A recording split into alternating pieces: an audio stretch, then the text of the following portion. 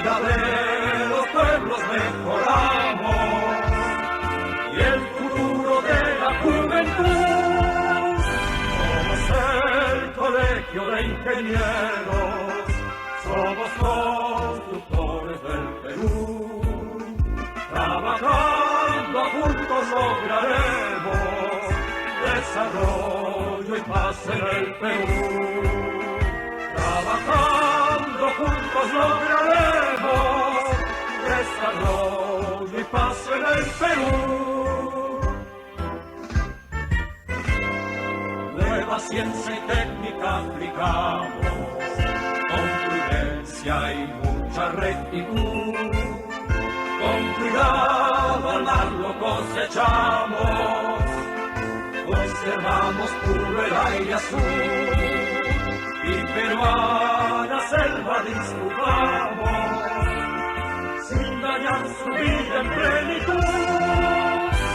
Somos el colegio de ingenieros, somos constructores del Perú.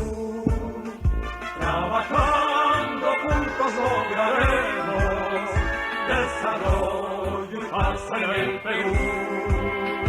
Trabajando juntos lograremos desarrollo y paz en el Perú.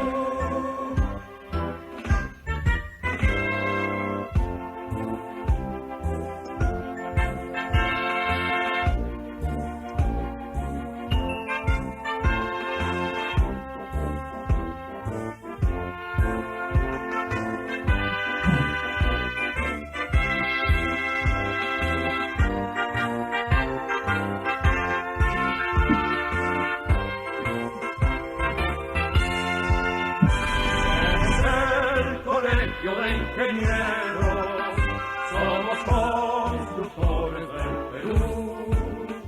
Trabajando juntos lograremos desarrollo y paz en el Perú. Trabajando juntos lograremos desarrollo y paz en el Perú. Trabajando juntos lograremos desarrollo y paz en el Perú.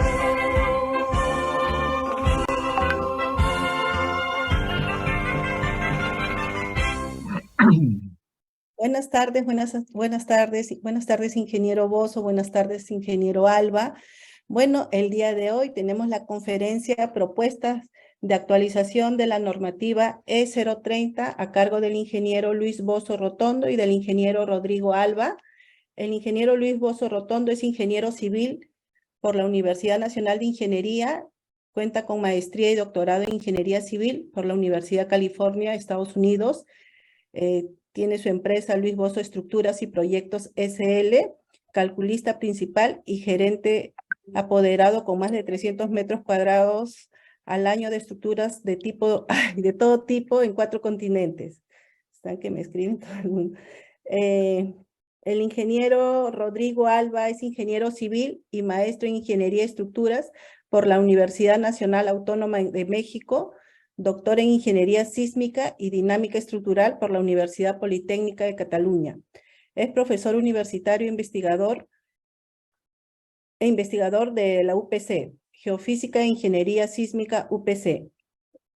A los participantes las disculpas del caso por las horas un poquito que no hemos coincidido, pero lo importante que ingeniero Bozo, le comento, ingeniero Alba, que hay en el Zoom nomás son cerca de 130 participantes y por la hora bien difícil que se conecten, ¿no? Pero mire que hay bastante participantes.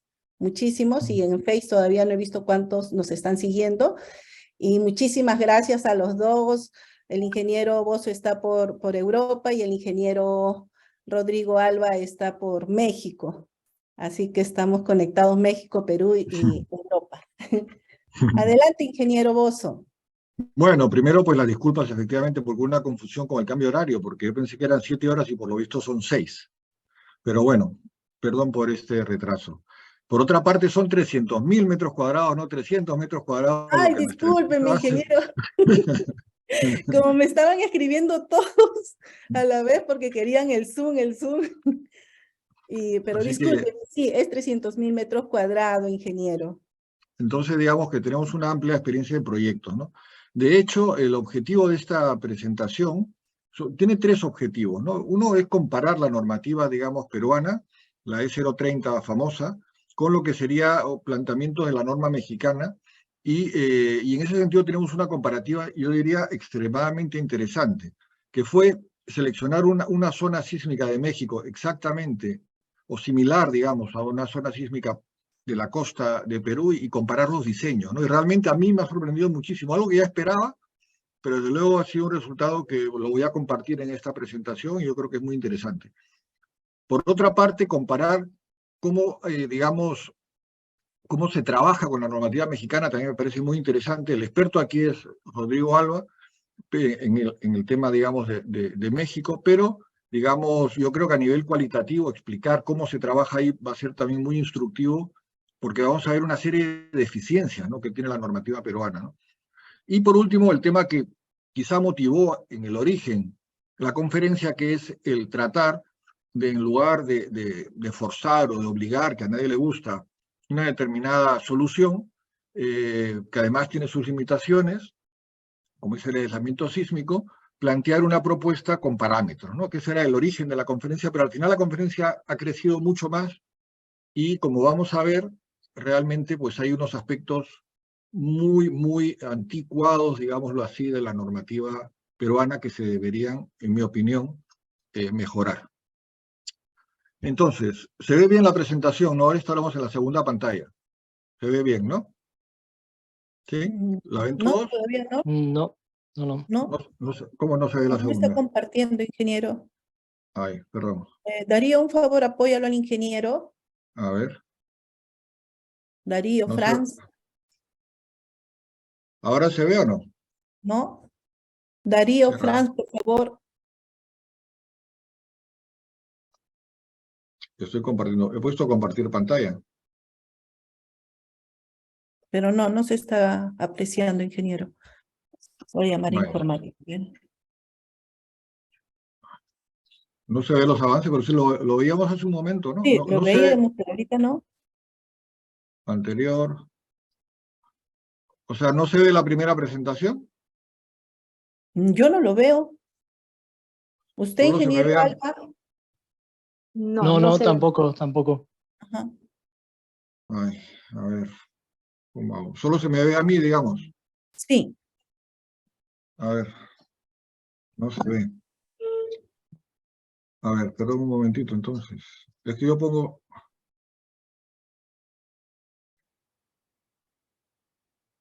Seleccionar.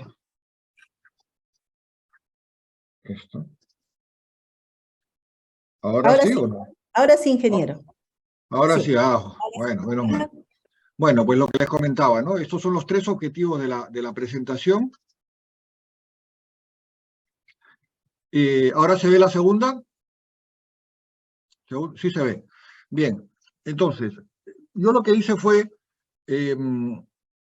buscar entre mis apuntes de clase, y aquí les estoy presentando algo que fue un curso que llevamos con el profesor Bertero, fue el último curso que hizo la eminencia, el doctor Victorio Bertero, en el año 90, ¿no? Y en esta imagen se puede ver el planteamiento que se usaba en las asignaturas del curso de esa época, y básicamente la traje a colación porque es un planteamiento muy similar al planteamiento actual, vigente todavía en la normativa peruana, ¿no? Después vamos a ver que este planteamiento es muy diferente al planteamiento de México en cuanto a que hay una serie, digamos, de conceptos que están claramente distinguidos, ¿no? En el caso de la normativa peruana, que es un fiel reflejo de la normativa de la época de los 70 en Estados Unidos, el factor R, o el factor de reducción, es constante y no distingue entre ductilidad, redundancia e hiperestatismo, ¿no? Entonces, digamos, esto es básicamente para tratar de traer a colación lo que nosotros estábamos estudiando en Berkeley hace muchos años, ¿no? Pero ¿qué ha pasado en ese tiempo? ¿Cómo ha evolucionado? la ingeniería sísmica? Pues uno de los factores que se vio que era muy importante, que Bertero lo enfatizaba mucho, es lo que se llama la sobreresistencia, y el factor del hiperestatismo. Estos factores, en la norma peruana, están dentro de un factor R que incluye todo. Entonces yo les hago la pregunta siguiente a los diseñadores de estructura que están viendo esta presentación. Si uno ve esta imagen, este pórtico de la derecha abajo, ¿qué R le pondría? No, olvídense que sea un puente, piénselo como una estructura. ¿Cuál sería el R? Supongamos que le vamos a dar una ductilidad grande, teóricamente, a las secciones. ¿Y cuál sería el R que escogerían? Probablemente sería un factor de R igual a 8, lo cual está totalmente equivocado, porque ese planteamiento de R igual a 8 obedece a una serie de conceptos que no se dan en esta estructura. Y tan es así que esta estructura tuvo pues un trágico desenlace, fue muy famoso, es el viaducto de Cypress, que colapsó dramáticamente 4 kilómetros, matando a muchísimas personas y siendo una desgracia mayor en California. ¿Y a qué se debió? Se debió a que los conceptos de esa época, anticuados, no reflejaban lo que es la redundancia, el hiperestatismo de la estructura. Una estructura puede tener ductilidad seccional, pero si no tiene hiperestatismo y no tiene redundancia y sobreresistencia, la reducción es mucho menor. Y eso se ve en la imagen de la izquierda.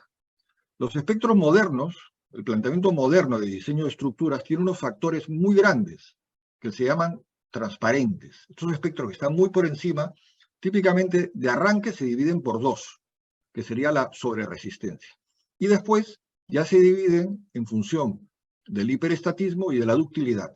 Por lo tanto, el considerar que la estructura de la derecha es una estructura, por decirlo así, convencional, que tiene ductilidad, sobreresistencia, hiperestatismo, condujo a este trágico colapso. Y además les puedo indicar que esto fue originado porque en ese entonces la potencia de cálculo era limitada y se pensaba que al hacer una estructura, digamos, isostática, iba a tener un mejor comportamiento frente a las pérdidas diferidas del postensado, ¿no? Entonces digamos que esto se hizo a propósito hace muchos años, ganó premios la estructura y al final, pues la realidad física pues es la que es, ¿no? Entonces es muy importante y por eso se le ha dado mucha importancia en las normas modernas a distinguir entre lo que es la redundancia, repito, sobreresistencia y lo que es la ductilidad, ¿no? Entonces yo les hago la pregunta y la insisto, ¿qué R le hubieran puesto a esa estructura? Probablemente, si uno mira la normativa peruana, iría a un valor de 8 o como mucho 8, entre 1,3, pero es discutible. Entonces, ¿qué es lo que se ha adoptado en otras partes del mundo? Se ha adoptado este concepto, el Q ya no es tan grande, ya pasa de 8 a 4, y por otra parte tenemos el factor de 2, que según la normativa americana o mexicana puede variar. En México, por ejemplo, ese factor varía entre 2, 2,5 y 3, según el tipo de estructura que uno pueda tener. ¿Qué es lo que dice la normativa peruana? Bueno, pues la normativa peruana tiene un párrafo, ¿no?, en el cual dice de que tenemos, pues, que si hay un elemento que resiste la mayor parte del sismo, ese elemento tenemos que incrementar su fuerza un 125%, un 25%. Entonces, claro, estamos hablando de algo que en principio incluso está planteado de forma errónea, ¿no? Porque si miramos la estructura de la izquierda, que es una estructura que calculó mi padre en la década de los 50, o sea, la prehistoria de la ingeniería, entonces estaríamos hablando de una estructura que sí, es un péndulo invertido, pero es una estructura porticada, que tiene mucha, digamos, sobreresistencia y que tiene muchos, digamos, pórticos que están formándose, digamos, y resistentes a lo que sería la carga sísmica, ¿no? Entonces, digamos que esta línea que marca la normativa peruana es una línea que es equivocada, ¿no? Los planteamientos modernos, por ejemplo, imagínense una estructura que tiene una serie de pórticos, ¿no?, una serie de pórticos paralelos, solo tiene una crujía, ¿no?, una crujía. Esa estructura, pues evidentemente, no sería un R igual a 8, porque no encajaría con ese término que está explicando. Estos coeficientes se aplican a estructuras péndulo invertido o cuando un elemento resiste más. Bueno, pues si tenemos 20 pórticos uno al lado del otro de una sola crujía, no aplicaría, ¿no? Bueno, pues eso es incorrecto, porque esa estructura evidentemente no tiene la misma sobreresistencia que una estructura que tenga varias crujías en las dos direcciones, ¿no? Por lo tanto, este planteamiento es obsoleto, o sea, es un planteamiento muy antiguo, que bueno, pues está en la norma y que evidentemente habría que cambiar. Por otra parte, si miramos los coeficientes sísmicos que se han estado usando en el Perú en los últimos años, del 70, estaríamos hablando que básicamente es una tabla cortesía del doctor Jorge Olarte, por cierto. Han estado variando de 0,12, 0,15, 0,14, 8. Ese es el rango, digamos, que ha estado variándose. Y evidentemente ha habido un cambio en la zona 4, que se dividió entre 3 zonas, 4 zonas, el cambio de nombre entre zona 1 y zona 4. Bueno, son aspectos cosméticos, que digo yo, no son aspectos de fondo. Realmente el coeficiente prácticamente ha tenido una variación muy pequeña en todos estos años, ¿no? Y este coeficiente, después vamos a ver una comparativa, que yo creo que, como digo, es muy interesante, de una estructura diseñada en Puerto Vallarta y una estructura diseñada en Lima, ¿no? Y vamos a poder ver la diferencia tan enorme en este coeficiente, ¿no? Por otra parte, si nosotros miramos la experiencia en el mundo, en terremotos, digamos, incluso peruanos, porque la derecha son sismos recientes, el 2007 son los pocos registros fuertes que hay en el Perú, ¿no? Vemos que todos más o menos encajarían en unos factores que pueden llegar hasta 1,5, incluso más G, los cuales divididos entre un factor de 8, que es un factor, haciendo una regla de estas así aproximada, como orden de magnitud, tendríamos que llegamos a un coeficiente sísmico de 0,188, que es un valor más grande que el que tenemos de 0,15, ¿no? Eso ya da una sospecha, pero digamos que después ya veremos la comparativa exacta, ¿no?, de la normativa de México con la normativa de Perú, ¿no? De momento son solamente como señales, ¿no? Y este número, claro, si encajamos estos espectros peruanos dentro de la imagen de la izquierda, que es cortesía del doctor Eduardo Miranda, veremos que encaja bastante bien. O sea, no hay una gran diferencia. Claro, son terremotos como el de Chile, hay terremotos, pues, digamos, en una serie de países, hay el centro, terremotos clásicos, el de México, que es algo evidentemente distinto al resto por las condiciones de suelo locales que tiene el Distrito Federal. Así que no desentona, ¿no? Y por lo tanto los coeficientes deberían de ser, digamos, parecidos. Perdón, un segundito. Bien. ¿No? Eso para empezar, digamos, para poner un poco un contexto de la normativa, pero ahora veamos el tema del aislamiento sísmico, ¿no? El aislamiento sísmico, digamos, comenzó en Estados Unidos. Yo estaba estudiando en ese entonces. El origen del aislamiento sísmico lo que buscaba era mejorar lo que había sido un fallo desastroso en la ingeniería americana, que es el Hollywood Hospital. En ese entonces el concepto imperante en Estados Unidos y en Japón era buscar un piso blando, ¿no? Por lo tanto, se rigidizaba la estructura en las plantas superiores y en el primer piso se dejaba una planta diáfana para poder, digamos, moverse, y al moverse, pues, poder disipar energía, ¿no? Nuevamente, ¿no?, la realidad física es muy terca, y cuando uno tiene un concepto que está mal, pues pasa lo que pasa, que fue que en esta estructura colapsó dramáticamente, porque se formó efectivamente un piso blando, pero no tener un control de desplazamiento, se movió demasiado, y fue un colapso, pues, clamoroso, ¿no? Esta estructura, en el fondo, es la base, o la idea, digamos, o el concepto detrás del aislamiento sísmico, ¿no? Lo que se pensó fue reemplazar ese piso de concreto por una estructura muy, digamos, flexible, que son los elastómeros, de tal manera de que tuviéramos el piso blando. Pero no estamos dejando de hacer un piso blando, ¿sí? No estamos dejando de hacer un piso blando, porque ese es el concepto que se está buscando, disipar la energía y cambiar el periodo, ¿no? Por otra parte, hay sistemas, pues, como son los de fricción, que son sistemas, digamos, alternativos, como los que estamos viendo en esta imagen, en los cuales yo, pues, colaboré, y en el año 89 hice un trabajo sobre el tema, ¿no? El problema que tienen estos sistemas es sus grandes desplazamientos, son difíciles de calcular. Y en ese entonces yo lo avancé, y se ha dado el caso, se ha demostrado como cierto, que estas estructuras son difíciles de calcular para predecir sus desplazamientos. Son muy buenas porque limitan la fuerza, pero claro, no es lo mismo desplazar 20, 30 centímetros que 80, 90 centímetros. Y eso es algo intrínseco al sistema, ¿no? Y tan es así que ha ocurrido de forma recurrente en estos años, ¿no? Por otra parte, cualquier esfuerzo que uno haga con el aislamiento sísmico son para las componentes horizontales, ¿no? Las componentes verticales no se tocan. Es más, la evidencia experimental muestra que se comporta peor para componentes verticales, teniendo en cuenta que Lima es una ciudad con un suelo muy rígido, bueno, en general todo el Perú, por lo tanto las leyes de atenuación para las componentes verticales son distintas y se alargan con la distancia, pues es algo que no se debería de tomar a la ligera, ¿no? La única solución para esto es hacer aislamiento de piso, es decir, no un aislamiento completo, sino la planta donde tenemos los equipos especiales, hacer un aislamiento de piso. Entonces vamos a pasar a ver brevemente fallos, ¿no?, de estructuras, ¿no? Tenemos por ejemplo, una estructura que sin sismo, con aislamiento sísmico, pues colapsó por el efecto, pues probablemente P delta o por un efecto de un mal cálculo, evidentemente, en la estructura, ¿no? Pero luego no solamente tenemos neoprenos, tenemos estructuras de todo tipo, ¿no? ¿Y qué dice la norma peruana? Pues la norma peruana, en vez de establecer unos parámetros, que será lo lógico, lo racional, digamos, al margen de lo ético, ¿no? O sea, lo racional es pensar en poner unos parámetros, pues no, dice que todas las estructuras tienen que tener aislamiento sísmico. Eso es algo que no existe en ninguna parte del mundo. No sé si Chile parece que está tratando o lo ha incorporado finalmente o no, pero eso sería una segunda excepción. Fuera de esos países no se da, ¿no?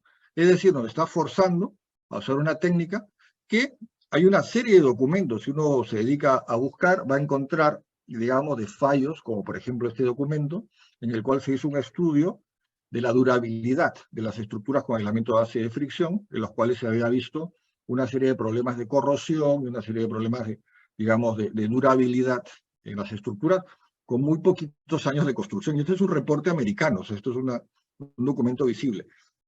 Pero es que si vamos a ver la realidad de las estructuras en Latinoamérica, pues en Ecuador, por ejemplo, hubo un terremoto en el año 2015, y en ese terremoto, pues el puente a 250 kilómetros de distancia presentó un fallo del aislador. Hubo nuevamente lo que les estaba explicando, el desplazamiento, que es difícil de calcular, pues efectivamente fue superior al desplazamiento del aislador, se produjo un impacto y bueno, no se cayó pues porque Dios es grande y tenemos pues a veces suerte, ¿no? Entonces en este caso, el desplazamiento, como digo, superó al desplazamiento de diseño. Si nosotros miramos que las poquísimas estructuras con aislamiento sísmico en ese terremoto, pues podríamos llegar a la conclusión estadísticamente que un altísimo porcentaje de estructuras han fallado, ¿no? Y tan es así que tenemos pues estructuras como, por ejemplo, esto es un documento del propio Víctor Zayas, no es algo que yo haya, digamos, investigado, sino simplemente cojo su referencia, en la cual tenemos pues la autopista en Turquía con más de 2.000 componentes de aisladores que fallaron en la terminal de China, y un largo etcétera de estructuras que han tenido problemas con aislamiento sísmico, ¿no? Entonces, ¿qué es lo que se debería de hacer en mi opinión? En mi opinión personal, pues lo que se tendría que hacer es una serie de parámetros, como por ejemplo el desplazamiento de entrepiso, limitarlo a un valor de 0.004, que es un valor tan bajo que podemos asegurar que no habría daño a los elementos no estructurales, ¿no? También podríamos imponer de que se haga un cálculo no lineal en el cual se verifique que la estructura no tenga ninguna rótula, digamos, excesiva y que tenga unas rotaciones plásticas muy pequeñas. Para los equipos o para las zonas sensibles se podía pedir un aislamiento de piso de tal manera que pudiéramos controlar no solamente las aceleraciones horizontales, sino también las verticales. Y al mismo tiempo exigir que la aceleración máxima en la estructura, en el centro de gravedad, por ejemplo, de cada planta, no excediera un valor que pudiera ser 0.35 G. O sea que es tan sencillo como especificar unos valores o unos parámetros que nos, digamos, que nos eviten de esta obligatoriedad.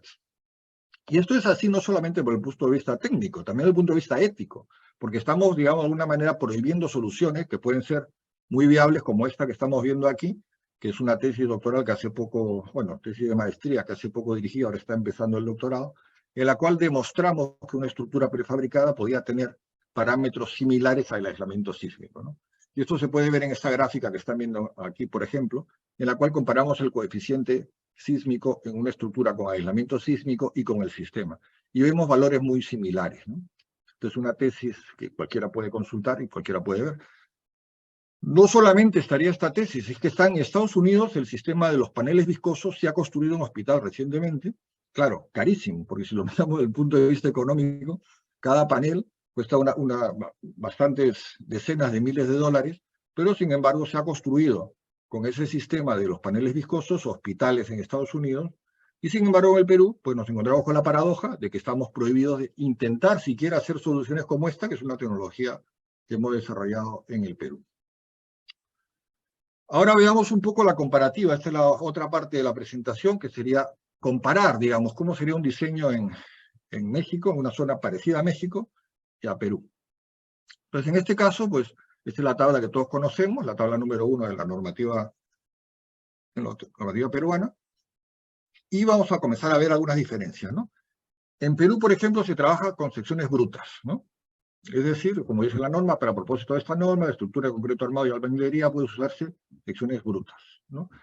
En otros países, lo que se ha optado es para un cálculo en servicio, secciones, digamos, brutas, pero para colapso, unas secciones fisuradas, ¿no? Y hay tablas como la que podemos ver en esta imagen de 0,5, 0,7 o muros y columnas no agrietados, la inercia completa. ¿No? Por otra parte, hay un tema conceptual que es muy importante, que todos los que hemos hecho cálculo no lineal y espectros no lineales sabemos de que, y Newmark y Hall ya lo dijeron hace 50 años o 40 años, de que hay una zona de periodos cortos en los cuales se producen amplificaciones. Es decir, si uno mira el espectro lineal y lo compara con los espectros no lineales, las reducciones no son constantes. El R que aplicamos nosotros, el R que, como digo, no solo tiene el defecto de que está mezclando papas con camotes, porque está mezclando la ductilidad con la redundancia, con la sobreresistencia, todo por igual, sino que además lo divide todo de forma constante, y eso no es así. La realidad es que la ductilidad depende del periodo de la estructura. Para periodos cortos, tenemos una imagen como la que estamos viendo en este momento, en el cual en función del coeficiente de resistencia podemos tener unas amplificaciones de desplazamiento enormes. Por lo tanto, las reducciones por ductilidad no son constantes, y en ese periodo corto son menores. Quien ha trabajado muchísimo en este tema es Eduardo Miranda, que tiene muchísimos trabajos y muchísimos espectros referentes. Y eso es lo que ha adoptado, de alguna manera, la normativa mexicana, como vamos a ver posteriormente. Entonces, en México, en vez de reducir de forma constante el concepto de ductilidad, sobre resistencia y perestatismo sí que es constante todo el espectro, pero ese tercer factor se divide en función del periodo, lo cual es correcto, porque como digo, esto es así. Desde la época de Newmark y Hall, que hace 40 o 50 años, se sabe que es así. Sin embargo, pues en la normativa peruana, pues simplemente cogemos el espectro y lo dividimos por R. Y además el R, pues 8, que es un factor enorme, ¿no? En México tenemos el factor de redundancia y el factor de sobreresistencia. Es decir, hay tres factores, como he dicho: ductilidad, redundancia y sobreresistencia. Y es lógico que sea así, porque una sobreresistencia es algo natural a las estructuras, porque hay una serie de factores de seguridad cuando diseñamos. El concreto, factor de seguridad; el acero, otro factor de seguridad. La redundancia tiene que ver no con el hecho de que haya un elemento principal, tiene que ver con el hecho de tener, por ejemplo, una crujía o varias crujías. No es lo mismo, es lo que les comentaba hace un momento. Es un cambio, digamos, radical el mirarlo de esta manera, como lo estoy explicando, pero yo creo que se podría implementar y sería una gran mejora para la normativa peruana. Y aquí viene la parte interesante de la presentación, porque aquí lo que he hecho yo es, vamos a ver, ¿cómo diseñaríamos nosotros en México? ¿Cuál sería el coeficiente? Yo sé que hay más de uno que dirá que no se puede comparar cosas que no son comparables. No, sí se pueden comparar, porque lo que hemos cogido es una zona de aceleración en roca sea parecida, o sea, compatible a la aceleración en Perú. Por lo tanto, la zona sísmica es parecida. No hemos cogido, digamos, Culiacán, o no hemos cogido Guadalajara, hemos cogido Vallarta, que tiene una sismicidad parecida. Es una zona de subducción también, y entonces hemos cogido qué hubiera pasado si nosotros hubiéramos diseñado nuestra estructura en Vallarta, o lo hubiéramos diseñado en Lima, cualquier parte de la costa del Perú. Bueno, pues el resultado es espectacular, porque aquí estamos viendo de que en este espectro, el espectro azul, el que está arriba del todo, sería el diseño en Vallarta, ¿vale? El rojo sería el espectro peruano. Ahora, dirán, es que claro, con tantos factores distintos no se puede comparar. No, sí se puede comparar, porque lo que estamos comparando es la fuerza más pequeña. Hemos sido lo más optimista posible, ¿vale? Hemos sido lo más optimista para esta comparativa. Y hemos considerado que no hay irregularidades, que el edificio es simétrico, la máxima reducción en Perú, la máxima reducción en México, Eso es lo que hemos hecho, ¿vale? Por lo tanto, son cosas comparables, porque estamos comparando dos espectros lo más optimista posible. Estábamos felices ese día y lo hemos diseñado todo de la manera más optimista posible. Bueno, pues comparamos esos dos espectros y nos encontramos que el espectro azul, el azul, está muy por encima, sobradamente por encima, por varios factores. Por una parte, en el periodo corto, ese pico tan enorme que vemos arriba, es por lo que les decía hace un momento, de que la ductilidad o la reducción de fuerzas por ductilidad no es constante con el periodo. Por lo tanto, en esa zona que hay menor reducción, tiende a haber esta enorme diferencia. Pero bueno, como es el periodo corto, son estructuras de poca altura, bueno, en fin. Pero si miramos a partir de 0,5 para la derecha, igualmente vemos una enorme diferencia entre el espectro peruano, el rojo, y el espectro mexicano, el azul. Claro, aquí hay un tema que es importante, como les he mencionado antes. En Perú se trabaja con secciones brutas, en México con secciones fisuradas. Por lo tanto, el periodo de diseño no es el mismo. Pero bueno, podemos hacer un número y decir, mira, vamos a poner un 50% de diferencia. Y eso es lo que trata de representar las dos líneas verticales que estamos viendo. Supongamos que en Perú la estructura tuviera un periodo de 1 segundo, cálculo con secciones brutas. Bueno, y supongamos que esa fisurado pudiera pasar a 1,5. Eso es evidentemente un número aproximado. Esto no es exacto, puede ser 1,2, 1,3, 1,4.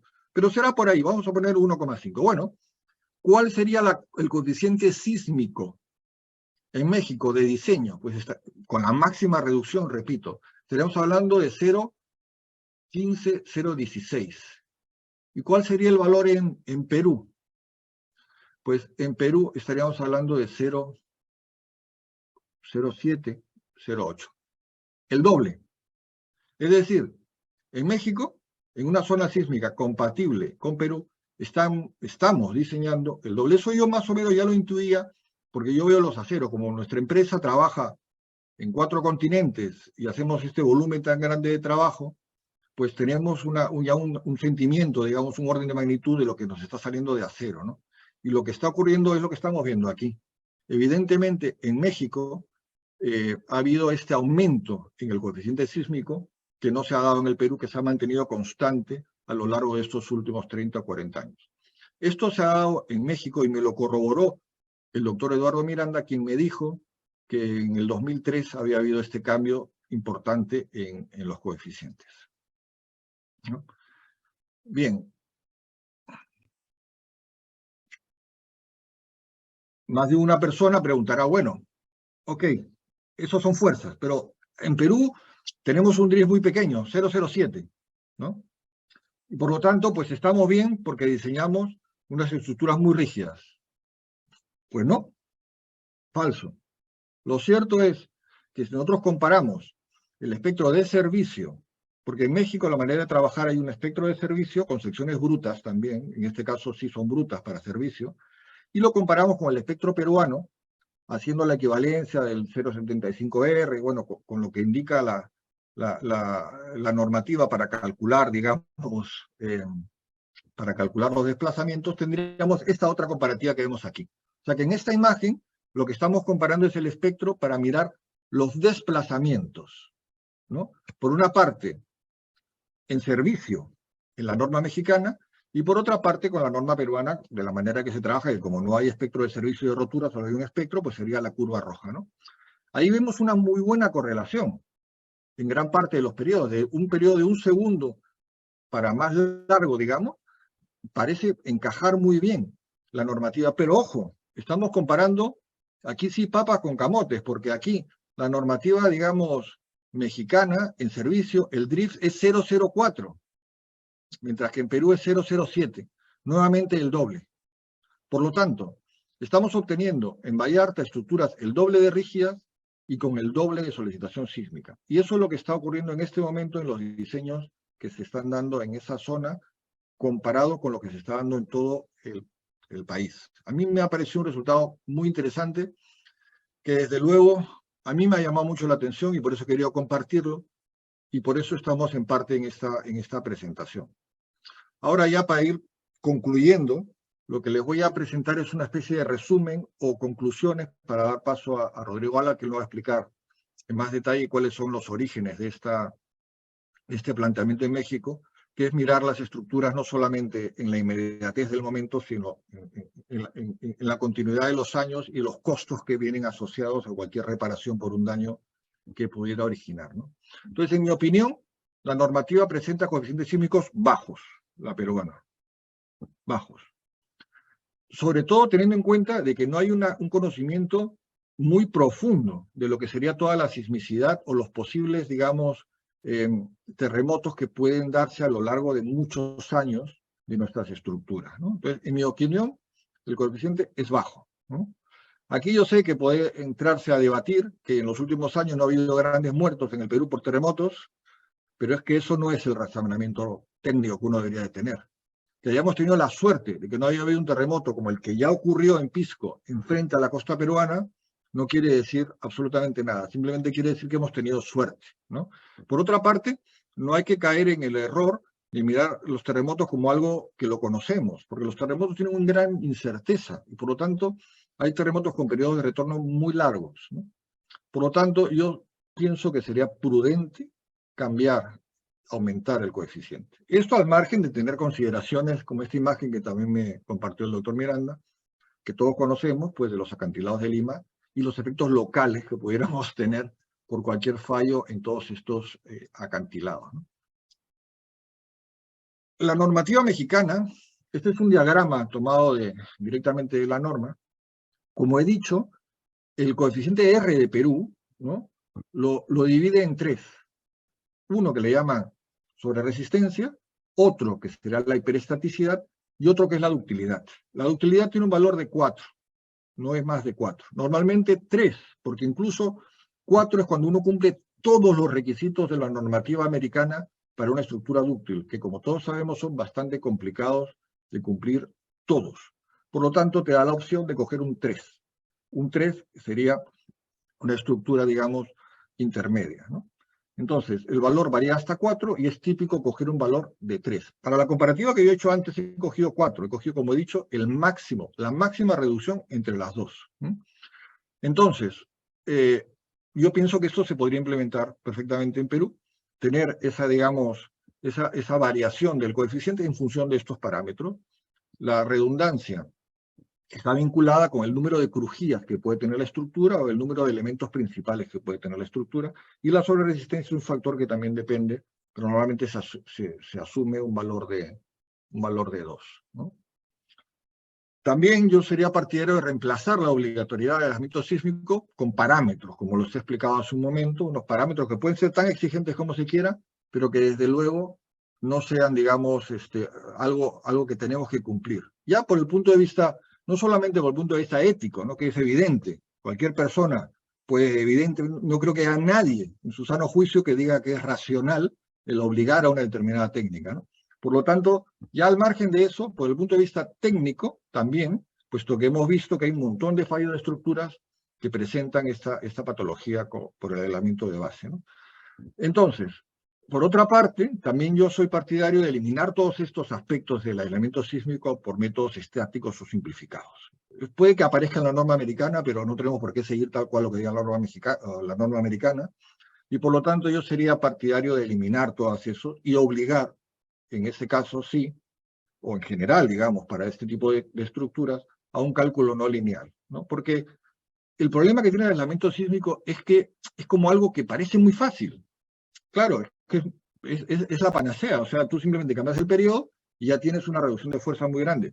Pero nos olvidamos o no queremos ver el hecho de que estamos hablando de grandes desplazamientos, grandes deformaciones, y por lo tanto hay una serie de aspectos, digamos, complicados de tomar en cuenta por métodos simplificados estáticos que no son la dinámica de una estructura, ¿no? Por otra parte, en cuanto a los deslizadores, yo sería partidario de aumentar los factores de seguridad en cuanto a lo que se desplaza, aunque la norma americana esto no lo establezca, ¿no? Sería partidario de tener esa extra seguridad. ¿Por qué? Bueno, porque la evidencia de forma recurrente nos muestra que esto es así. Está habiendo muchas estructuras que han tenido este problema de mayor deslizamiento. Y de hecho, bueno, como dije hace muchos años yo lo predije y se ha demostrado que es así. los platos con los que se calculaba al comienzo los aisladores en San Francisco eran unos platitos de comer. O sea, evidentemente era fuera de escala eso. No hace falta mucho cálculo para saber que todos van a chocar.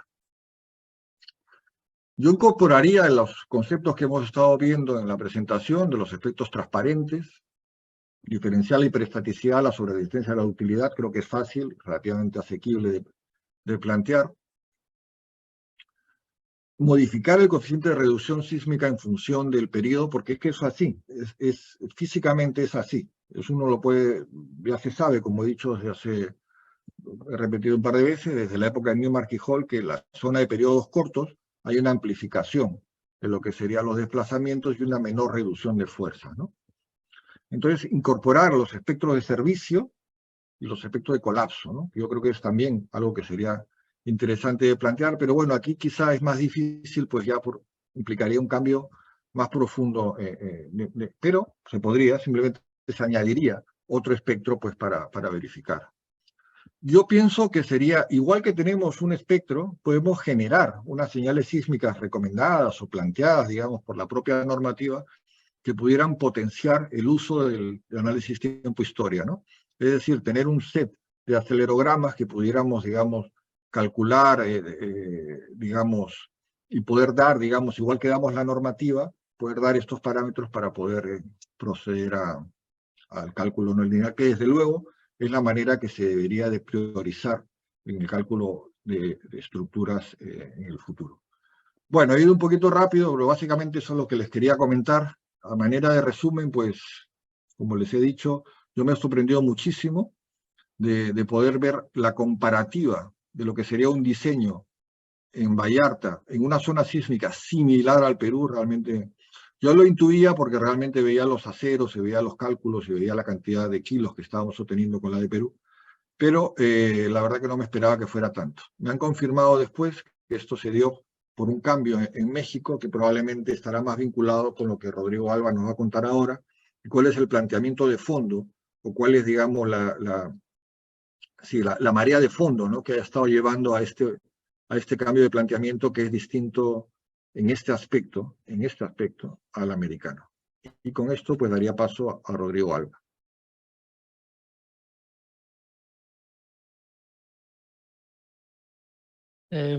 Hola a todos. ¿Se me escucha bien, no, Luis? Sí. Bueno, pues buenas tardes. Soy Rodrigo Alba y bueno, primero aclarar que ya llevo unos 6 años fuera de México y actualmente me encuentro trabajando con Luis Bozo en el despacho. Voy a presentar. Luis, ¿podrías dejar de presentar para que pueda entrar? Sí, por favor. Ya está, ¿no? No. ¿No? A ver. No, es abajo en las opciones del Zoom. A ver, espera un segundito. Aquí. Ingeniero Bozo, dejar de compartir nada más y listo.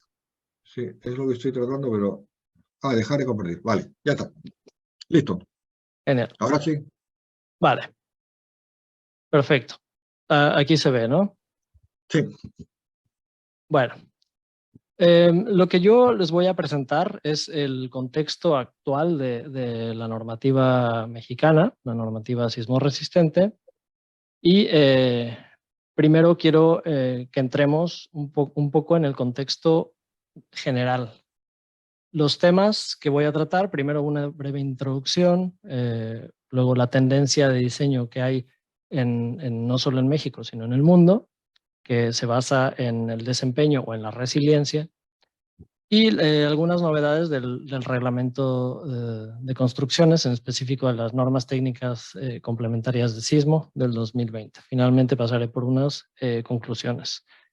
Quiero destacar que no voy a dar ninguna recomendación explícita, sino que, bueno, es de cada quien sacar sus propias conclusiones y pensar en qué podría mejorar en la normativa, en la S030, en la S30. Bueno, Para que se den una idea, los desastres naturales, esto incluyendo a los sismos, causan pérdidas de aproximadamente 57 billones de dólares anuales, pérdidas promedio. Y esta es una cifra que va incrementando año con año. Y un punto importante que quiero destacar es que según el National Earthquake Hazard Reduction Program, los requisitos prescriptivos de los códigos sofocan la innovación y aumentan los costos de construcción entre 50 y 100 billones de dólares por año. Esta es una cifra interesante. Y de nuevo, esta frase no la digo yo, la dice esta institución. Ahora, entre las distintas catástrofes naturales, los sismos son los primeros causantes de muertes. En general, causan el 58% de las muertes, esto según datos del 2000 a 2019. Y bueno, vemos que han causado más de 700,000 muertes en este periodo de tiempo. Esto a pesar de que los sismos son el número 3 en ocurrencia, están muy por debajo de inundaciones o tormentas. Y bueno, en cuanto a pérdidas económicas, los sismos causan el 21% de pérdidas económicas de todas estas catástrofes, dando aproximadamente poco más de 630 billones de dólares de pérdidas. De nuevo, estos son datos del periodo de tiempo del 2000 al 2019. Aquí vemos un gráfico de cómo ha evolucionado con el tiempo las pérdidas económicas debido a estos desastres. Y en verde resalto las correspondientes a los sismos. Aquí hay un pico interesante que está en el año 2011, que sería debido al sismo de Japón, donde se estima que hubo pérdidas de alrededor de 220 billones de dólares. Para que se hagan una idea de cuánto dinero es esto, pues el Producto Interior Bruto de Perú ronda sobre los 220 mil millones de dólares anualmente. Entonces, más o menos en este sismo se perdió el Producto Interno de Perú de un año. Es una cifra bastante interesante. Y como podemos ver aquí, parece que hay una tendencia exponencial a crecer. Aquí vemos en otro gráfico similar, este es únicamente correspondiente a los eventos sísmicos, a las pérdidas por eventos sísmicos, y podemos ver esta tendencia. Aquí en negro se resalta la media. Y también podemos ver algo interesante, y es que las pérdidas económicas se dan tanto en los países en desarrollo como en los países en vías de desarrollo. ¿Y esto por qué? Si la amenaza sísmica en teoría es la misma, en teoría no es intransitoria. Bueno, es porque el riesgo sísmico se incrementa. Y el riesgo sísmico se incrementa sustancialmente debido a los efectos de crecimiento y de desarrollo de las regiones. Y todo esto, a final de cuentas, implica una disminución de la resiliencia de los países. ¿Pero qué es la resiliencia? Esto es un término que vamos a escuchar de ahora en adelante mucho, que está de moda realmente. Y bueno, el National Institute of Standards and Technology nos dice que la resiliencia es la habilidad de un sistema, o en este caso podría ser de un país, una región, una ciudad, para mantener niveles aceptables de funcionalidad ante cualquier evento disruptivo como un sismo. Y también la capacidad de esa misma región para recobrar la completa funcionalidad en un periodo de tiempo acotado. Aquí vemos 3 escenarios distintos de resiliencia, aquí en la gráfica de abajo, y vemos en color azul un escenario más optimista, donde la actividad económica representada por esta línea azul, se reduce significantemente, se reduce bastante por un evento que podremos decir por un sismo, por ejemplo. Y vemos 2 tipos de recuperaciones, o bueno, 3 tipos. La recuperación, esta curva de recuperación azul, demuestra que este sistema tiene una alta resiliencia. Se recupera rápidamente hasta llegar o incluso superar los niveles de actividad económica que se tenía anteriormente. Vemos otro escenario más pesimista, de baja resiliencia, donde la recuperación es más lenta y, bueno, puede ser que no lleguemos a recuperar totalmente la actividad económica o la funcionalidad de este sistema. Y tenemos, por último, este escenario fatalista, donde el sistema no tiene resiliencia alguna, lo que lleva a una pérdida total o a un colapso de la actividad económica.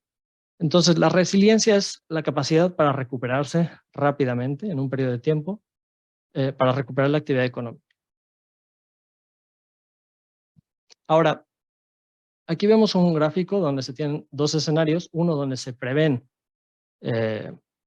donde se toman medidas previsivas ante una cierta catástrofe y demuestra aquí una recuperación más rápida en un periodo corto de tiempo y una disminución de la funcionalidad o actividad económica menor. Este sería el escenario verde.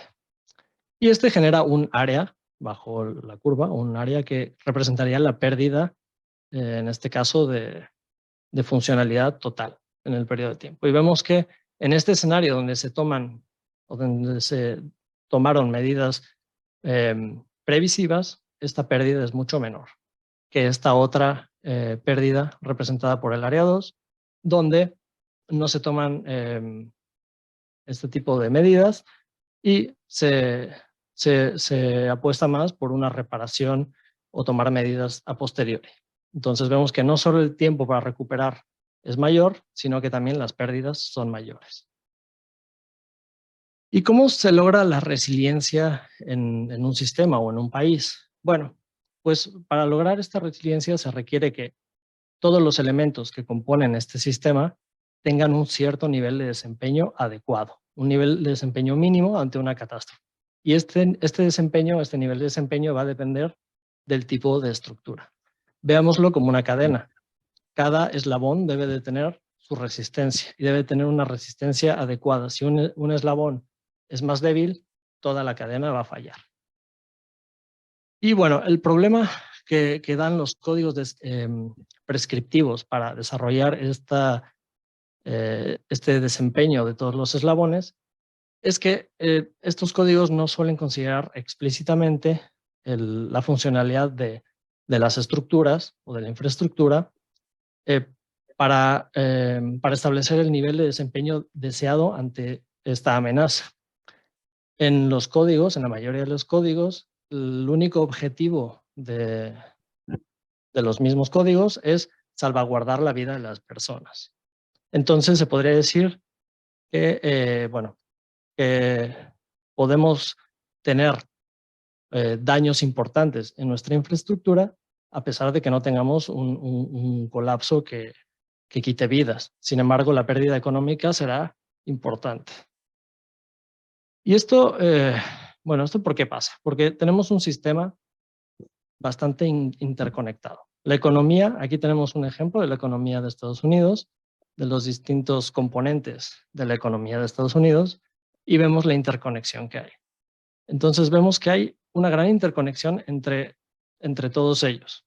Y es de esperar que si falla alguna de estas conexiones, pues esta interconexión o los daños se van a propagar en toda la red, en todo el sistema. Entonces, el daño o la pérdida de funcionamiento de uno de sus componentes implica una pérdida mayor o un deterioro de esta red o de este sistema económico.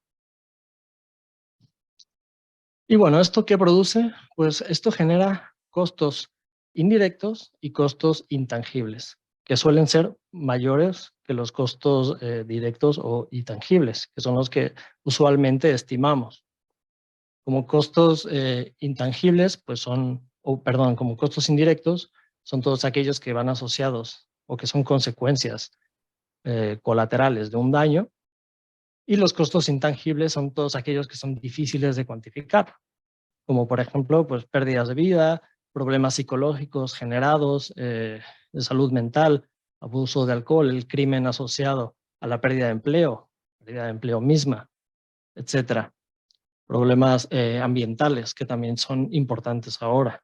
Entonces, hay que tomar en cuenta este tipo de costos también, que no se suelen cuantificar. Por ejemplo, aquí tenemos un ejemplo de Newcastle, de un sismo de 5.6, donde se estimaron los costos intangibles. Y aquí vemos en el recuadro rojo, en esta gráfica de pie o de pastel, que los costos intangibles son mayores incluso que los tangibles, incluyendo directos e indirectos. Aquí tenemos otro ejemplo bastante interesante. Este es de un artículo reciente de la revista Nature, donde se propagan estos daños producidos por un sismo en la economía del país, la economía de la región. En este caso se estudia, o pongo el ejemplo de la región de Santiago, y de la economía del país. Y aquí tenemos una gráfica que nos muestra el periodo de retorno de un sismo y la pérdida asociada a lo que pasaría si ocurre este sismo. Vemos aquí, por ejemplo, en color lila, las pérdidas directas. ¿Vale? Esto, en este caso, son de edificios no residenciales, son infraestructura y edificios comerciales, únicamente. Y vemos que para un periodo de retorno de 475 años, que sería el periodo de retorno asociado al nivel de diseño, tenemos pérdidas pues importantes directas, pero las indirectas son mucho mayores, cerca de 3 veces más. Si nos vamos a sectores en específico o a indicadores en específico, podemos ver que la pérdida de empleo para este mismo periodo de retorno pues ronda el 5% a nivel nacional o el 7% a nivel de la región de Santiago. Y si miramos en términos del Producto Interno Bruto, vemos pérdidas totales de alrededor del 5 o poco más del 5% del Producto Interno Bruto. Esto es bastante.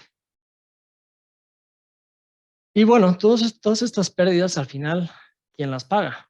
Al final todas estas pérdidas las pagamos nosotros, los gobiernos y más bien los ciudadanos con los impuestos.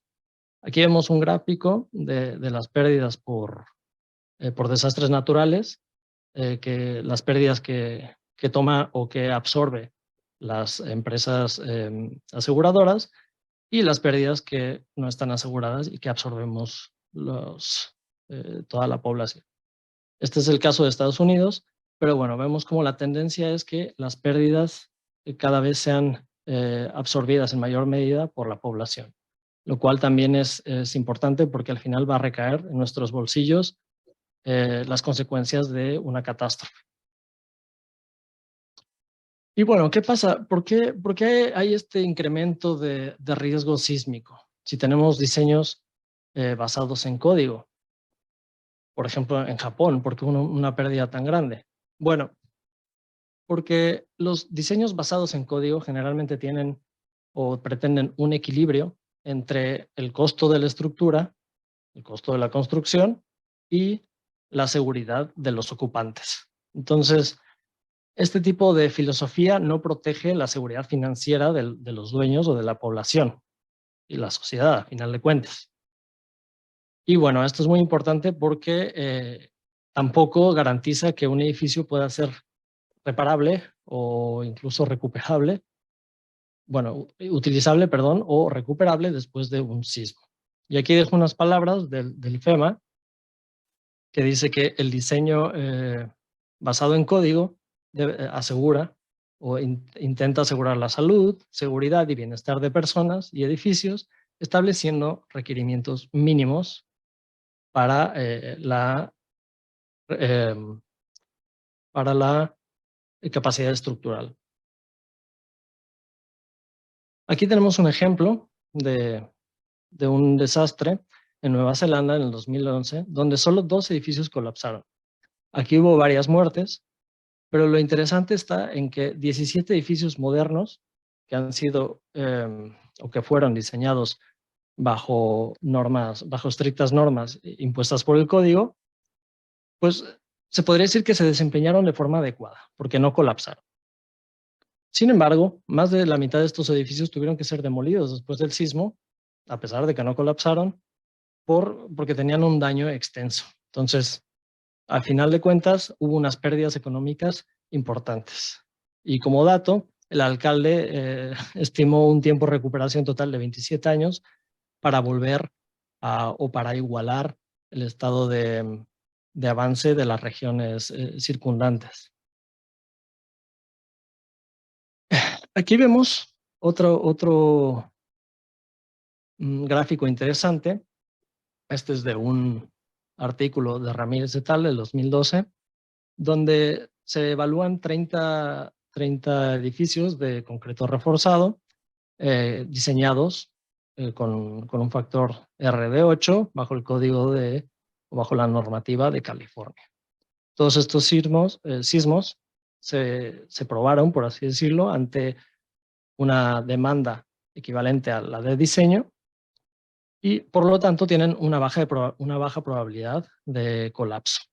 Sin embargo, aquí vemos que todos ellos sufren un daño. La gráfica indica el daño en términos de la pérdida normalizada al costo de demolición y reconstrucción, y vemos que esta pérdida ronda sobre una media del 30% del costo de demolición y reconstrucción. Es decir, que nosotros, si diseñamos con un RD8 en California, podríamos conseguir edificios seguros, pero que si llega un sismo equivalente al sismo de diseño, vamos a tener una pérdida bastante importante, del 30% del costo del edificio, de demolición y reconstrucción del edificio. Entonces, es algo también a tomar en cuenta si queremos utilizar factores de ductilidad altos y el diseño basado en código, este diseño prescriptivo. ¿Y por qué son tan grandes estas pérdidas ante un sismo de servicio si no hay ningún colapso? Perdón, ante un sismo de diseño. Bueno, gran parte es por los contenidos del edificio que no suelen considerarse y por los elementos no estructurales, que tampoco o que muchas veces se omite su diseño o su buen comportamiento ante un sismo. Entonces, aquí vemos que según este artículo, el 25% de las pérdidas económicas están relacionadas con los sistemas estructurales, el 25% con los no estructurales y el 49% con los contenidos. Entonces también es algo a tomar en cuenta a la hora de diseñar. Si queremos tomar en cuenta las pérdidas, pues habrá que revisar todos estos componentes. Bueno, una vez entrados en contexto, vamos a ver cuál es la tendencia de diseño actual, y es el diseño basado en desempeño o en resiliencia. Y este diseño, el diseño basado en resiliencia o desempeño, trata de tener una recuperación rápida de los sistemas de infraestructura y de los sistemas en general, del país, de la economía. Trata de minimizar los costos y minimizar el tiempo de recuperación. ¿Y esto cómo lo hace? Bueno, pues estableciendo una serie de objetivos de desempeño. El diseño basado en desempeño, que permite la resiliencia, se basa en cumplir ciertos objetivos. Entonces tenemos un poco más de libertad para seleccionar las bases de diseño si aseguramos cumplir con estos objetivos. Aquí tenemos una matriz donde se indican los objetivos básicos de diseño basado en desempeño, y vemos que para sismos frecuentes, aquí tenemos sismos frecuentes definidos como 87% de ocurrencia, probabilidad de 87% de ocurrencia en 50 años, debemos tener una operación completa, es decir, que no falle ningún componente del edificio estructural y que no se tengan que hacer reparaciones mayores. Para sismos ocasionales con 50% de probabilidad de ocurrencia en 50 años, pues se permiten o debemos asegurar que tengamos operación y que los daños sean menores, que sean rápidamente reparables. Para sismos raros, 10% de probabilidad de ocurrencia en 50 años, este sería el equivalente al sismo de diseño, debemos de asegurar la protección de vida. Y para sismos muy raros, para un sismo máximo considerado, debemos de asegurar que la estructura no colapse. Entonces, aquí tenemos estos 4 objetivos básicos de desempeño que pueden ser más rigurosos en función de la importancia de la estructura o de la seguridad que el propietario quiera darle a la estructura que diseñemos. ¿Y cuáles son los beneficios de esta filosofía de diseño? Bueno, pues en el caso de la vivienda, significaría que un propietario puede regresar a su vivienda y tener los servicios básicos. Esto a nivel comunitario significa también que las personas pueden permanecer en sus viviendas y dejar el refugio existente para las personas que hayan sufrido algún daño en sus viviendas. Entonces se trata de no colapsar los refugios que hay. En cuanto a los comercios, la resiliencia puede significar que el comercio puede reparar el daño rápidamente y restaurar las operaciones dentro de un periodo corto de tiempo, por ejemplo, 2 meses. Con esto, evitar una ruina financiera. Y también, con esto, continuar brindando sus servicios y un lugar de trabajo para sus empleados, un lugar seguro. Y también, esto a nivel de la ciudad o de la región, significaría que no hay una pérdida de ingresos por los impuestos por los impuestos hacia estos comercios. Entonces, bueno, esto sería la resiliencia para comercios. Para escuelas, pues la capacidad de continuar brindando clases, y también muchas veces las escuelas sirven como refugio o tienen alguna otra utilidad de emergencia, como centros de acopio, centros de control, etc. Entonces, esto significaría la resiliencia en escuelas. Para los hospitales, pues evidentemente continuar funcionando inmediatamente después de una catástrofe para brindar el servicio a las personas cercanas a la región. Y a nivel de país o de sociedad, pues significaría tener resiliencia, significaría no tener que entrar en recesión, no tener que contraer deuda externa, por ejemplo, y no generar una crisis humanitaria como, por ejemplo, en Haití. Entonces, bueno, todos estos son algunos de los beneficios, estoy seguro que habrá más. Pero bueno, para no liarme mucho con esto, vamos a pasar a las novedades que hay en el reglamento de construcción mexicano y en específico en las normas técnicas de sismo del 2020. Bueno, pero primero vamos a ver un poco cómo ha evolucionado la normativa mexicana. El primer reglamento de construcciones data del 1921 y aquí realmente no se tenían especificaciones para diseño sísmico. Se contaba con unas dimensiones mínimas de elementos y poca cosa más. Luego los reglamentos fueron evolucionando y tras cada catástrofe surgió un reglamento o una modificación del reglamento de emergencia que trataba de corregir las cosas que el reglamento anterior no tenía. Pero vemos que en el último sismo importante del 2017 ha habido una progresión bastante rápida. Se han generado normas para la rehabilitación, una ley de reconstrucción, han salido normas, revisiones de la norma, reformas de la norma y ha evolucionado bastante rápido. Entonces yo creo que aquí fue el parteaguas donde nos dimos cuenta que necesitamos ir hacia un diseño resiliente, que de hecho ya lo menciona en la ley, en una de las leyes, que el objetivo de ahora en adelante es ir hacia una ciudad resiliente en el caso de la Ciudad de México. Y bueno, el objetivo de la norma actual toma o revisa el desempeño ante 2 estados. Esto de forma explícita. Los demás estados se revisan de forma implícita. Los estados que se revisan, como ya lo mencionó Luis, es el estado límite de prevención de colapso, el cual se debe de buscar que no haya ninguna falla estructural mayor ni pérdidas de vida ante un sismo raro.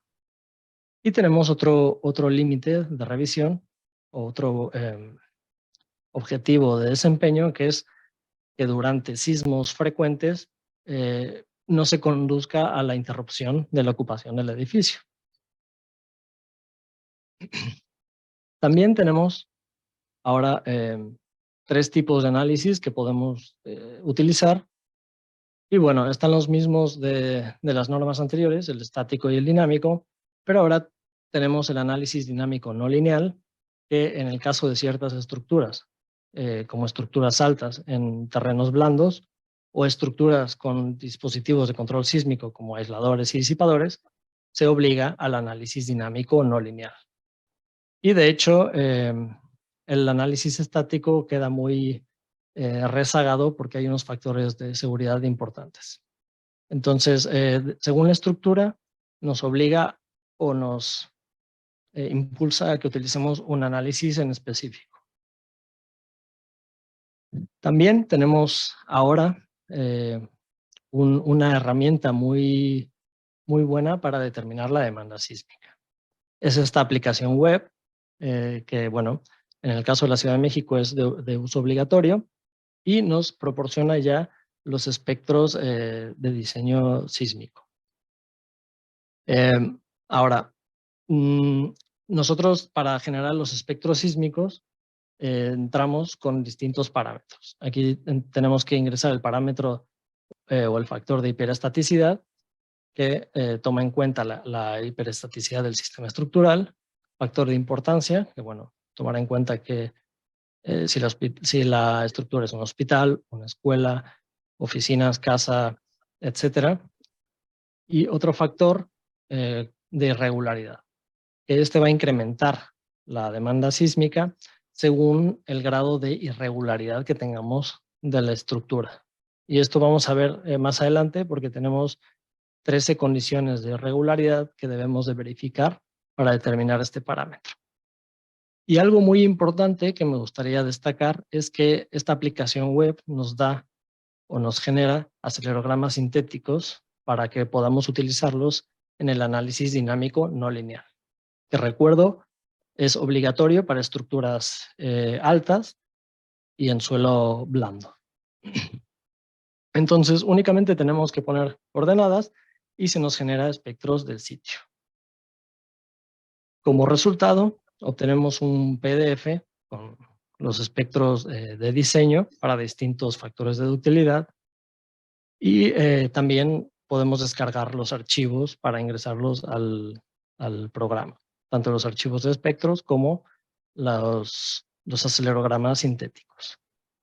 Y algo importante es que se genera un PDF, como ya mencioné, pero el PDF tiene una firma digital y este PDF debemos de incluirlo en la memoria de cálculo. Entonces, así generamos un antecedente que nos define la demanda sísmica con la que estamos diseñando. Bueno, mencioné factores que modifican la demanda sísmica.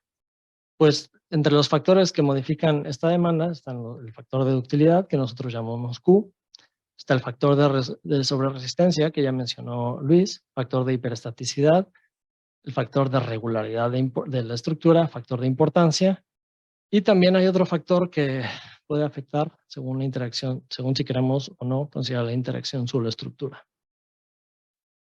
Entonces, en cuanto al factor por reducción de ductilidad, bueno, se parte desde la base de que estamos aceptando un daño en nuestro diseño, ante el sismo de diseño, y este factor limita las demandas de fuerza en los elementos.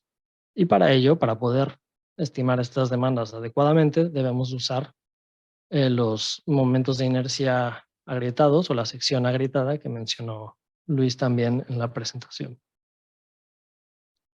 En cuanto a la reducción por sobreresistencia, este factor toma en cuenta las distintas fuentes de sobreresistencia que puede haber en una estructura. Una de ellas es los materiales, ya que, por ejemplo, el concreto al confinarlo tenemos una resistencia y una ductilidad mayor.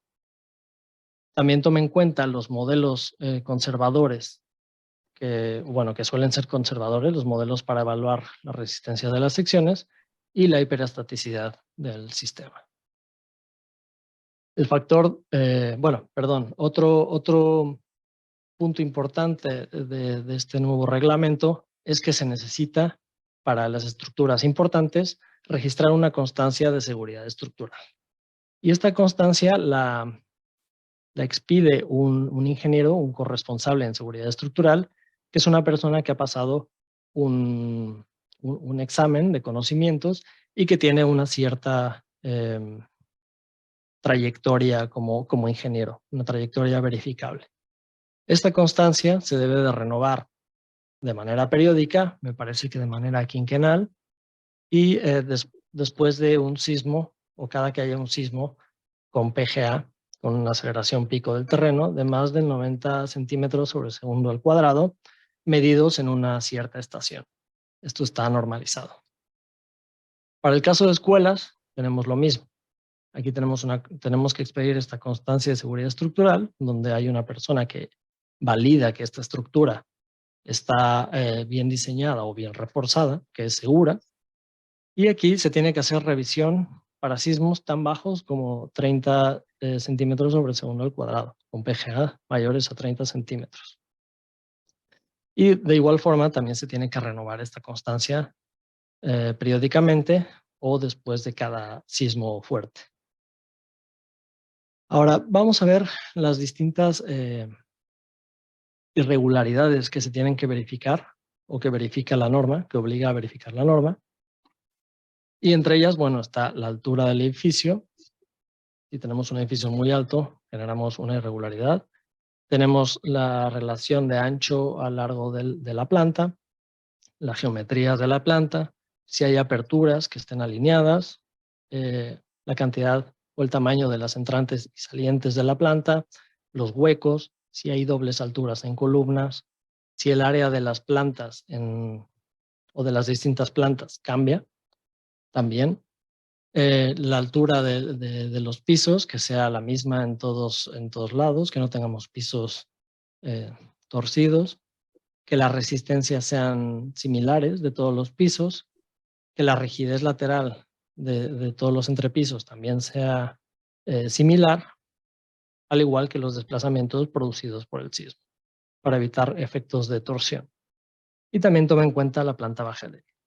Entonces, en este reglamento tenemos que revisar todas estas 13 irregularidades, tenemos que hacer estas 13 verificaciones, y en función de qué tan irregular sea la estructura, debemos de incrementar o nos permite reducir el espectro de diseño. Entonces, esto es algo importante que creo que para los análisis simplificados con espectro de diseño es importante, ya que los espectros de diseño se basan en la premisa de que la estructura se comporta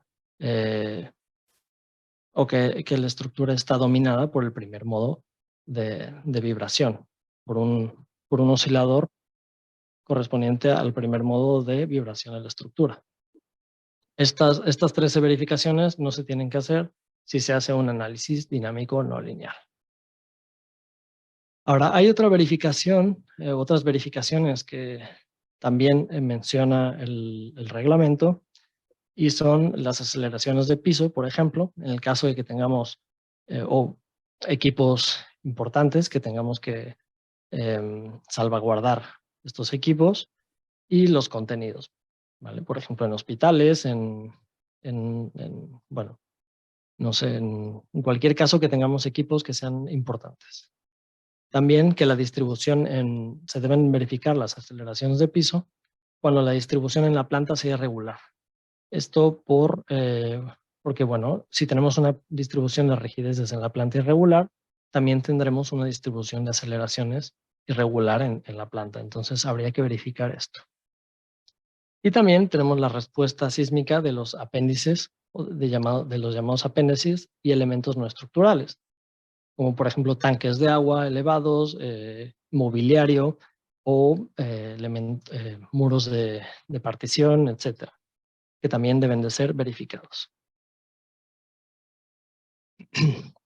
También esta normativa nos pide que durante las distintas etapas de construcción se tenga una resistencia mínima. Es evidente que la construcción no va a durar mucho tiempo, no van a ser 50 años, por lo tanto se pide que se tenga una resistencia mínima ante una demanda equivalente a la del sismo de servicio, que es decir, un sismo relativamente frecuente. Bueno, en cuanto a las revisiones que nos pide el desplazamiento, comentamos que había 2 niveles de desempeño que se tienen que cumplir, o 2 estados límite que se llaman, de prevención de colapso y el de limitación de daños o servicio. Y esto, a final de cuentas, lo que nos va a imponer son requisitos de rigidez. Aquí vemos el caso del estado límite de servicio, que cuando tenemos estructuras con elementos ligados a la estructura, sistema estructural, por ejemplo, cuando los muros de mampostería estén ligados a los marcos de concreto, el límite sería de 2%. Esto corresponde más o menos a la falla, a cuando comienza a fallar, a la distorsión de fluencia de un muro de mampostería, que vemos aquí en la gráfica derecha, una prueba de laboratorio de distintos muros de mampostería, y vemos que comienzan a fallar más o menos al 0.2%. Y cuando no tenemos elementos ligados, tenemos un requisito más laxo, que se va al doble.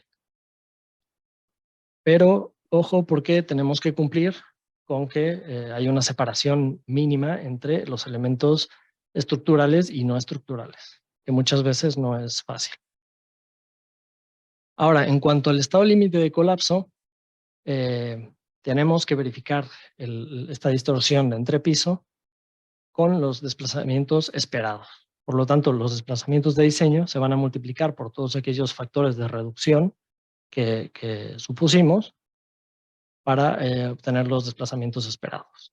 Y estos desplazamientos, o en concreto el desplazamiento o la distorsión angular de entrepiso, se comparan con un límite establecido para cada tipo estructural. Es decir, tenemos 12 tipos de estructuras diferentes. En este caso vemos un ejemplo a la derecha, en la tabla de la derecha, para marcos de concreto reforzado.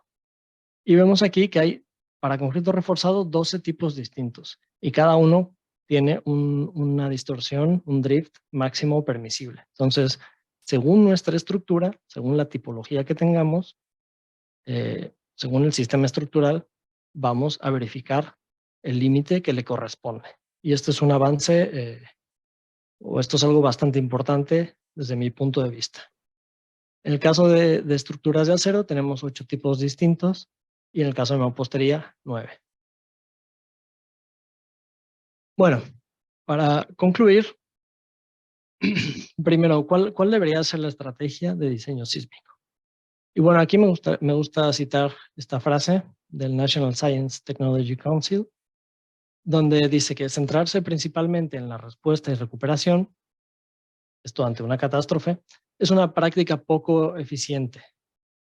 En cambio, las comunidades deberían de romper este ciclo de destrucción y reconstrucción, mejorando la resiliencia. Entonces, la idea o el futuro, desde mi punto de vista, es el diseño resiliente, o enfocarse hacia la resiliencia del sistema. ¿Y cómo podemos lograr esto? Bueno, primero estableciendo categorías y niveles de desempeño para los distintos edificios e infraestructura que tengamos. Entonces debemos desarrollar objetivos de desempeño desde un punto de vista holístico, es decir, tomando en cuenta la interconexión que hay entre los distintos sistemas de infraestructura y las distintas estructuras. Y de esta forma desarrollar los objetivos de desempeño. También desarrollar categorías de desempeño con un nivel de desempeño relacionado con la función del edificio a nivel sistémico, a nivel global, en la recuperación. Y bueno, esto también debe de estar generalizado tanto para estructuras nuevas como para las existentes.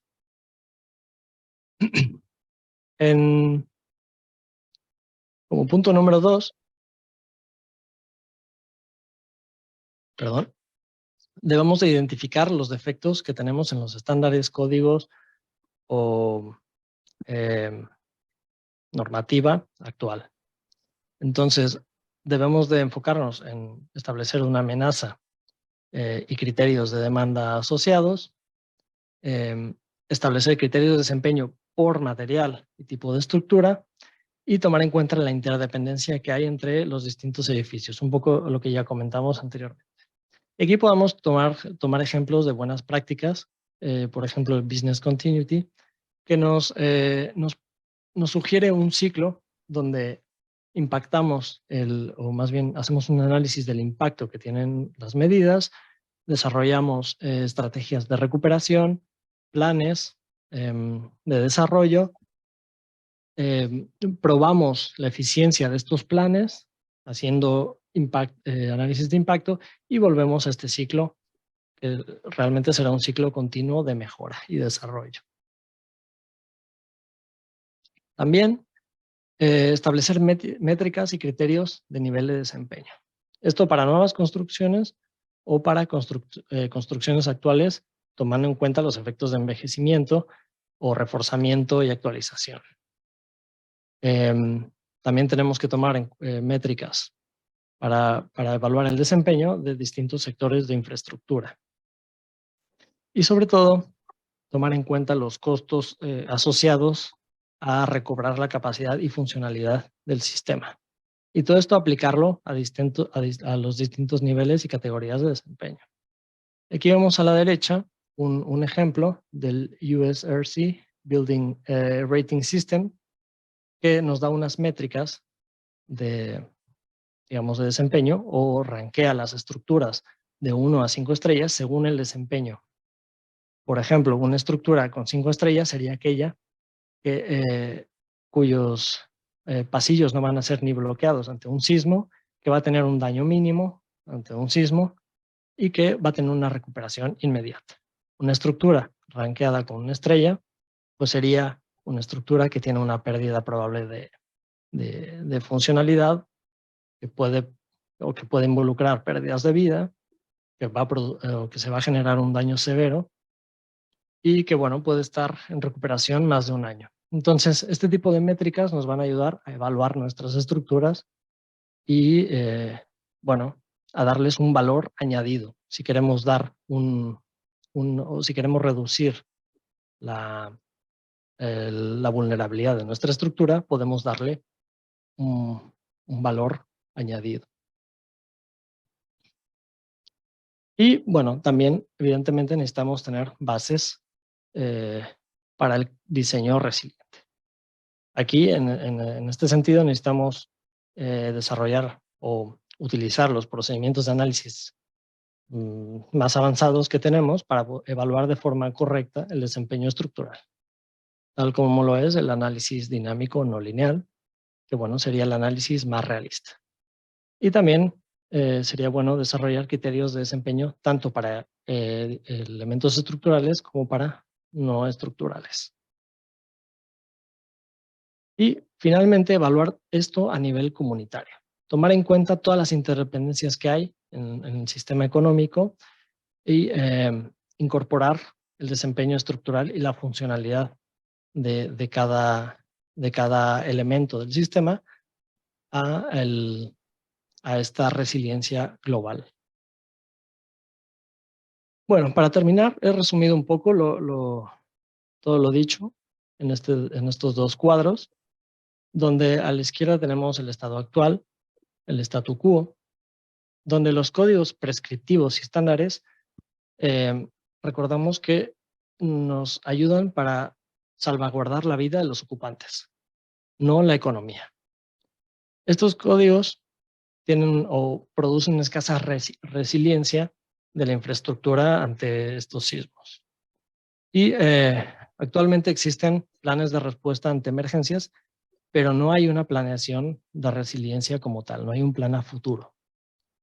Y bueno, ante una catástrofe dependemos de fondos para recuperación y ponemos todo en nuestro bolsillo o contrayendo deuda, etc.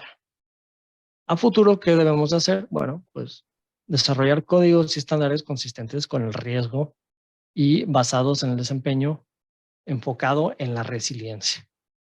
Entonces debemos de tener un enfoque integral en los códigos y guías de diseño y tener una planificación proactiva. Debemos de mejorar constantemente. Y siempre buscando, evidentemente, disminuir los costos y disminuir el tiempo de recuperación. Bueno, pues muchas gracias.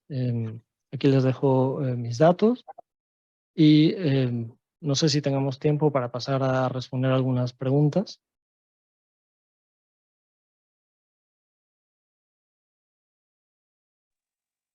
Sí, acá hay una pregunta del ingeniero Wilson Arribas Plata. Indica, ¿cuál será el camino para los ingenieros peruanos si nuestra norma está tan desactualizada y no parece tener mejoras a corto plazo? El ¿Recomienda camino. hacer el uso de las normas como las de México? Bueno, yo he aprendido en la vida que lo primero cuando uno tiene un problema es un diagnóstico y ponerse a resolverlo, ¿no?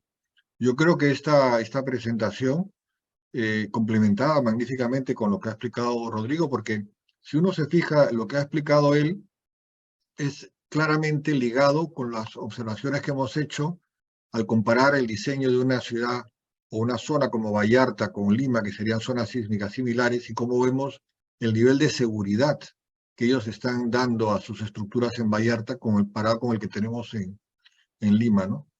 Entonces yo pienso que esta conferencia, espero, haya servido, uno de sus objetivos sea para marcar un horizonte, un camino para identificar un problema que yo creo que tenemos y que puede ser, digamos, o puede dar lugar a un movimiento que evidentemente tiene que ser de muchas personas porque no se puede pensar en que algo se va a cambiar solamente por una conferencia, pero sí puede dar, digamos, pistas a cómo plantear y no seguir necesariamente pues planteamientos americanos, que pues estar muy bien.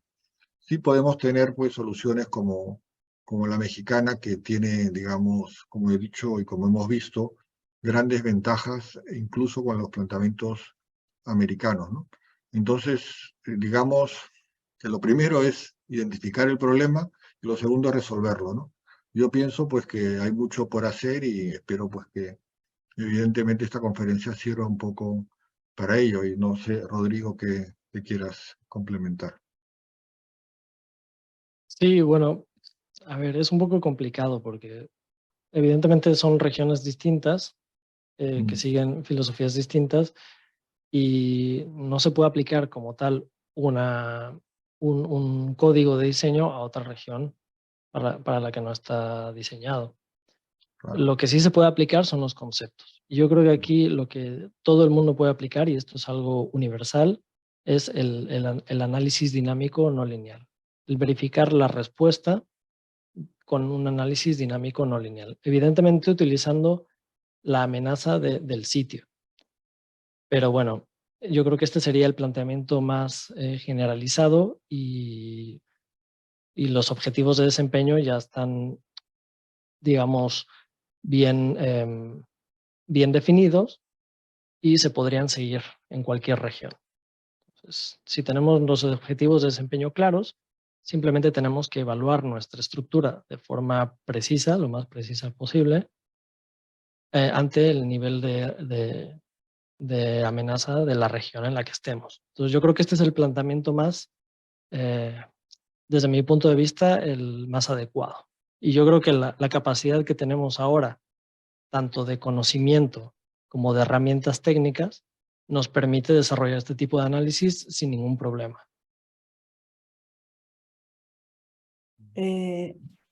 Otra pregunta del ingeniero Alexander. ¿Qué tesis recomienda estudiar para tener una fuente sobre la deficiencia de la normatividad peruana respecto al diseño sismoresistente? Bueno, yo creo que le recomiendo que esa es la tesis que él tiene que hacer, más que una, más que, Exactamente. Lo mismo iba a decir. pero yo creo que además le estamos dando ya un camino que él puede seguir, que es comparar el diseño de una estructura en una zona sísmica, como puede ser Vallarta, que ya le estamos dando la ubicación con la normativa mexicana, y al mismo tiempo ver esta diferencia, porque el parámetro R que tenemos en Perú, que involucra, creo que ha quedado claro en la presentación, hiperestaticidad, sobre resistencia y ductilidad, que son tres conceptos muy distintos entre sí, yo creo que ya con esa diferenciación, digamos, podemos tener un paso importante de mejora en la normativa, ¿no? Si después hacemos los espectros o el cálculo no lineal, que ha comentado Rodrigo, evidentemente será una mejora también muy significativa, ¿no? Y a partir de ahí, los espectros de servicio o los dos escenarios, ¿no?, de desempeño, el de servicio y el de colapso, pues también tendríamos mayores, mayores aportes, ¿no? Pero en todo caso, esa es la tesis que tiene que hacer. Del ingeniero Rafael Maraví, la amplificación del suelo para suelos blandos, ¿qué factor usan en México? En el Perú, para la costa usamos el 1.10. Bueno, Bueno, eso aquí yo creo... Sí, Rodrigo, sí, tú. es un punto complicado porque la respuesta del suelo es una respuesta no lineal que depende de muchos factores. Entonces, se generan factores de amplificación, por así decirlo, que son funciones de transferencia para cada sitio. Entonces, en esta plataforma ya tenemos los espectros de sitio que incluyen estos factores de sitio, precisamente. Entonces, no hay un único factor de amplificación. Esto depende del sitio. En la Ciudad de México, por ejemplo, tenemos una microzonificación, o a veces le llaman nanozonificación, porque ahí está muy bien estudiado el suelo y cada coordenada de suelo, cada área tiene un factor distinto. Entonces, no hay una respuesta única. Quizá también, Rodrigo, podrías comentar de que tenías herramientas como el Prodigy, ¿no?, que te genera los espectros en todo México, ¿no? Sí, claro, a nivel nacional tenemos herramientas que no son tan precisas, pero que nos dan una buena idea del suelo que se tiene. Bueno, aquí también depende o se estima según las características del terreno. Entonces, se utilizan distintas funciones y tenemos que ingresar, por ejemplo, la velocidad de corte a 30 metros y, bueno, el espesor del suelo. Entonces, de nuevo, no es una única respuesta, sino que depende del sitio. Necesitamos encontrar estos factores, por lo menos, para determinarlo.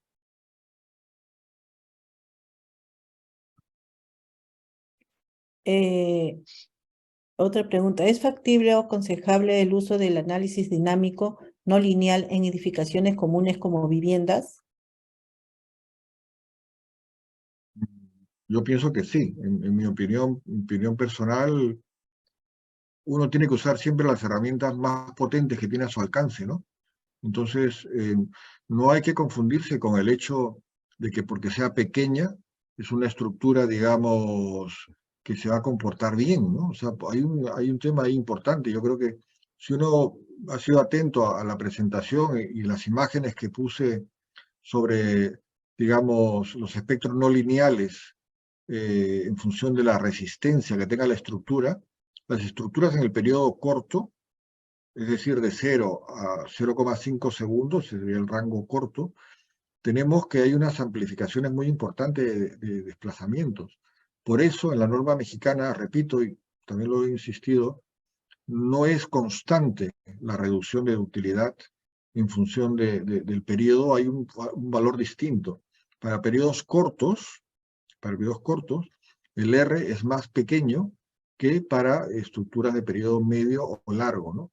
Por lo tanto, estas viviendas que estamos hablando de pocos pisos, pues no necesariamente son más seguras. Lo que pasa es de que como la gravedad o los diseños por gravedad son, digamos, los que muchas veces condicionan, pues resulta pues de que bueno, pues funcionan bastantes veces bien, pero eso no hay que confundir con el hecho de que no sean más propensas o vulnerables por el hecho de tener ese periodo corto, ¿no? Por lo tanto, sí, yo soy partidario de usar siempre las mejores herramientas de cálculo.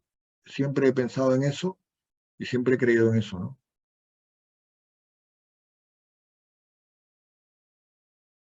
Ok, ingeniero. Bueno, ya no hay más consultas, ingeniero, en el Face tampoco. Bueno, un agradecimiento a los dos, tanto al ingeniero Luis Bozo como al ingeniero Alba. También esperamos pues contar en enero, ingeniero, ¿no? Ingeniero Bozo, en enero En enero. la próxima conferencia, ¿no? Ah, la verdad O que lo, no me lo tenía apuntado, pero bueno, o lo coordinamos en interno, ingeniero. mejor, sí. Pero sí, tú sabes que siempre pueden contar conmigo. Yo estoy encantado y a mí me ha parecido muy interesante la presentación de Rodrigo Alba. Yo creo que además de ser un excelente colaborador, ha mostrado muy bien lo que es la importancia de la prevención de los riesgos en un sentido integral, ¿no? Entonces yo realmente quería dar esta presentación y quería que él viniera también y diera su parte, porque realmente yo he podido comprobar la diferencia, ¿no?, de planteamientos entre lo que hacemos en Perú y México, y para mí México y Perú son países hermanos que uno tiende a pensar en igualdad de condiciones, ¿no? Pero yo debo de decir de que realmente en este aspecto está muy por delante de nosotros, ¿no? Y por eso yo quería compartirlo y que, bueno, muchas más personas pudieran verlo y compartirlo también. Sí, ingeniero, la verdad que esta hora, 3 de la tarde, todo el mundo está trabajando, pero sin embargo, ha habido muchos participantes, muchísimos participantes, ¿no? Y eso es muy bueno, eso es muy bueno y bueno, pues tenemos que apoyar a todos los ingenieros. Ujú. Claro. Así es, Sí, sí. ingeniero. Ingeniero, bueno, a nombre del capítulo de la Junta Directiva, a ambos le vamos a otorgar un certificado por su participación. Ahí está, ingeniero Luis Bozo. Se lo vamos Ujú. a enviar a su correo.